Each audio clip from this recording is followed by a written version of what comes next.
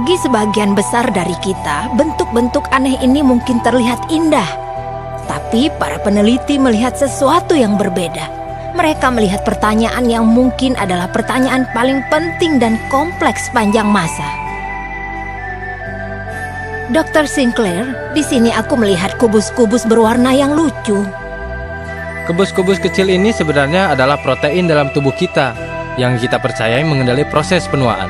Kalau dia benar, Dr. David Sinclair sudah menemukan salah satu kunci genetik yang akan men-set ulang jam biologis kita. Aku rasa kami sudah mendapatkan pemahaman baru atas proses penuaan.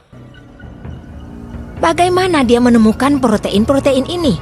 Ini terlihat seperti barcode, tapi sebenarnya ini adalah peta dari gen kita. Cetak biru kehidupan yang tersimpan dalam setiap sel tubuh kita. Beberapa dari gen ini memegang peran penting dalam kecepatan penuaan sel-sel kita. Dr. Sinclair menguji ribuan sel secara acak, mencari zat kimia yang bisa mengaktifkan gen-gen itu. Kami menemukannya secara tidak sengaja. Kami menemukan molekul ini dari anggur merah. Dan waktu kulihat di komputerku, apa itu resveratrol? Dan itu ada dalam anggur merah.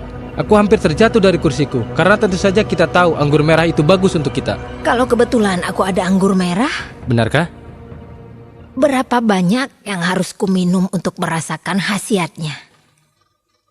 Berdasarkan pengalaman kami, mungkin sekitar 1000 botol per hari. Jadi itu bukan solusinya.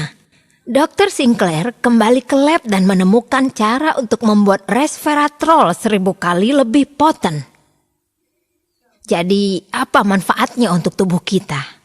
Kami menemukan bahwa resveratrol bekerja pada sebuah gen yang disebut SIRT1. Dan ini gen yang mengendalikan proses penuaan. Resveratrol memperbaiki gen itu dan mengaktifkannya. Dan dengan gen itu diaktifkan pada tikus di sebelah kanan dengan dosis resveratrol tinggi. Tikus itu tiba-tiba berubah menjadi pelari handal, berlari 2 kali lebih jauh dari tikus yang di kiri.